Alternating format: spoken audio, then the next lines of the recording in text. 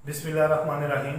Students of LLB, आज का हमारा टॉपिक है स्पेसिफिक रिलीफ एक्ट 1887 का रिकवरी ऑफ इमूवेबल प्रॉपर्टी।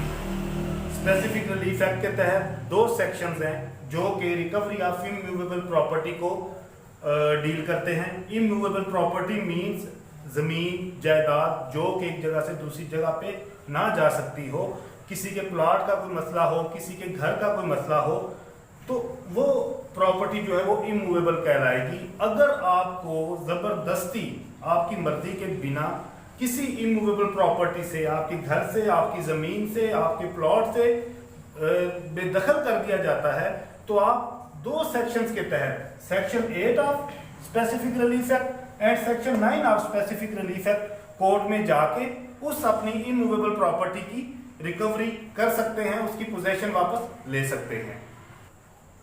अब सबसे पहले हम सेक्शन 8 के तहत देखेंगे। जब क्वेश्चन आपके पेपर में आएगा, मैंने कल भी कहा था कि हम यहाँ पे जो क्वेश्चन है उसकी आउटलाइन लिखते हैं और उसको जो समझाते हैं वो जस्ट आपके एग्जामिनेशन पॉइंट ऑफ व्यू से समझाते हैं, ताकि स्टूडेंट्स जो देखें ये वीडियो उनको पता चले कि क्वेश्चन क्या है और उसको हमने आगे प्रेजेंट कैसे करना है एग्जाम में। ये जस्ट आपके एग्जाम की प्रिपरेशन के लिए है। इसमें जब ये क्वेश्चन पूछेगा रिकवरी ऑफ इमूवेबल प्रॉपर्टी, ये सब सेक्शन भी दे सकता है, जस्ट एक सेक्शन के तहत भी पूछ सकता है और दोनों सेक्शंस के तहत भी पूछ सकता है। जब आपने सवाल को हल करना है, सबसे पहले देगा section 8 of specific relief act 1887। ये सेक्शन 8 एक रेगुलर प्रोसीजर्स को जो बयान करता है कि सेक्शन 8 के तहत आप अगर किसी इमूवेबल प्रॉपर्टी की पोजेशन लेना चाहेंगे, उसकी जो कब्जा है वो वापस लेना चाहेंगे, तो वो एक रेगुलर प्रोसीजर के तहत आप जाएंगे। और इसके लिए कंडीशन जरूरी है कि आप उस प्रॉपर्टी के, उस इमूवेबल प्रॉपर्टी के, ख्वाह वो आपका मकान है, आपका प्लॉट है या आपकी कोई जमीन है, ज़रूरी जमीन है या व्हाटएवर, कोई भी इमूवेबल प्रॉपर्टी है, आप उसके मालिक हैं। ठीक है, पहली जो इंट्रोडक्शन की हेडिंग होगी उसमें आप इसके बारे में थोड़ा सा बताएंगे कि अगर आपको कोई फोर्सफुली आपकी पोजेशन से डिस्पोजेस कर देता है, आपका एक जगह पे काबज हैं, वहां से आपका कब्जा छीन लिया जाता है और कब्जा कर लिया जाता है, तो आप उस प्रॉपर्टी को कैसे हासिल करेंगे। तो इंट्रोडक्शन में ये चीज आप देंगे, उसके बाद रेलिवेंट लॉ आ जाएगा। अब अगर आप सेक्शन 8 को पहले डिफाइन कर रहे हैं तो रेलिवेंट लॉ के नीचे आप सेक्शन 8 लिख देंगे। उसके बाद अगली हेडिंग आप कह देंगे डेफिनेशन ऑफ पोजेशन, क्योंकि मेन क्वेश्चन क्या है, रिकवरी ऑफ इमूवेबल प्रॉपर्टी या recovery of possession of immovable property. Definition of possession क्या है, पोजेशन कब्जा क्या है।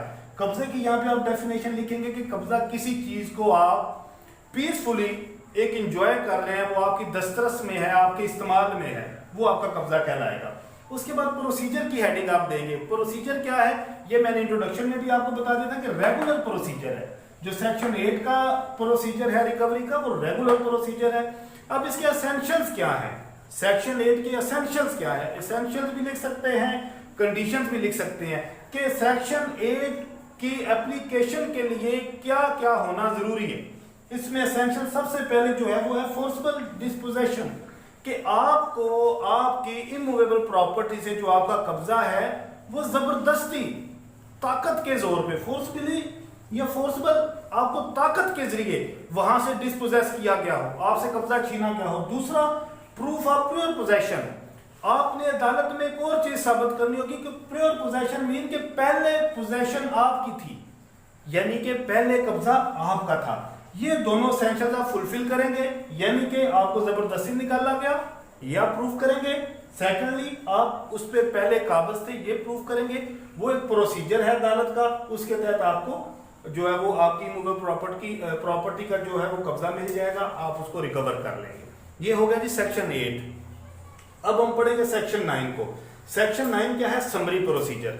सबसे पहले तो आप ये समझ लें कि समरी प्रोसीजर मींस के जिस केस का, जिस मुकदमा का फैसला 6 माह के अंदर हो, समरी प्रोसीडिंग जो है वो 6 माह के अंदर कोर्ट ने डिसाइड करना होता है। तो ये जो सेक्शन 9 है वो समरी प्रोसीजर को बयान करता है। और इसमें एक और मजे की चीज है, सेक्शन 8 के लिए हमने पढ़ा था कि आपका मालक होना जरूरी है। सेक्शन 9 में आपका मालक होना जरूरी नहीं है, जस्ट आपका काबज होना जरूरी है। चाहे आप किराएदार हैं, चाहे आपने गिरवी लिया हुआ है, चाहे आपने रैन लिया हुआ है, आपने अपना कब्जा साबित करना है। इसमें इंट्रोडक्शन सेम आएगा, रेलिवेंट लॉ यहाँ पे ये सेक्शन 8 आप लिखेंगे, यहाँ पे रेलिवेंट लॉ सेक्शन 9 आ जाएगा। डेफिनेशन ऑफ पोजेशन ऑलरेडी आप बयान कर चुके हैं, अगर जस्ट सेक्शन 9 पूछेगा तो डेफिनेशन ऑफ पोजेशन आप यहाँ पे भी दे देंगे।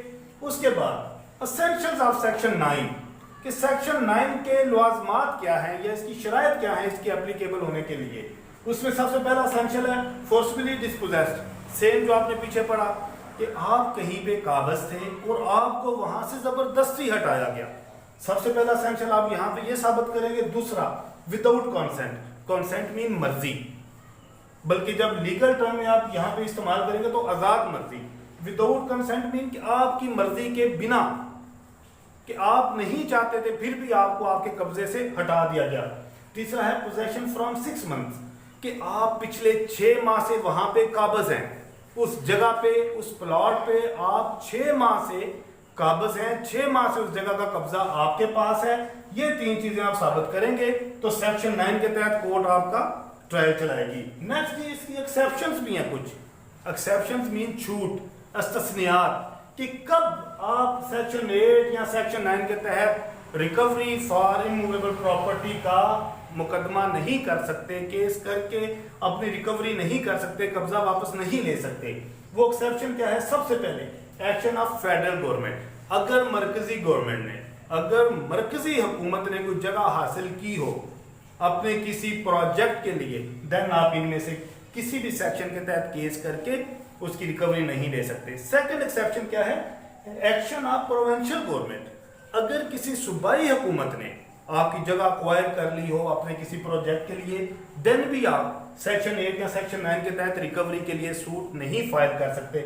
और तीसरा और आखिरी है अगेंस्ट डिग्री ऑफ कोर्ट। अगर किसी कंपिटेंट मीन के अख्तियार समात रखने वाली अदालत की किसी डिग्री के तहत आपसे पोजेशन ली गई हो, देन भी आप सेक्शन 8 या सेक्शन 9 के तहत मुकदमा करके अपनी रिकवरी नहीं कर सकते। ये आज का हमारा टॉपिक था। मैंने कल भी बताया था, मैं हर क्वेश्चन के एंड पे आपको बताऊंगा। इसके नीचे आपने कंक्लूजन की हेडिंग देनी है और जो पूरा सवाल है उसको आपने सम अप करना है। ये जो पैटर्न मैं आपको समझा रहा हूँ स्टूडेंट्स, आप इस पैटर्न को फॉलो करें और इंशाल्लाह ताला आप अपने एग्जाम में कामयाब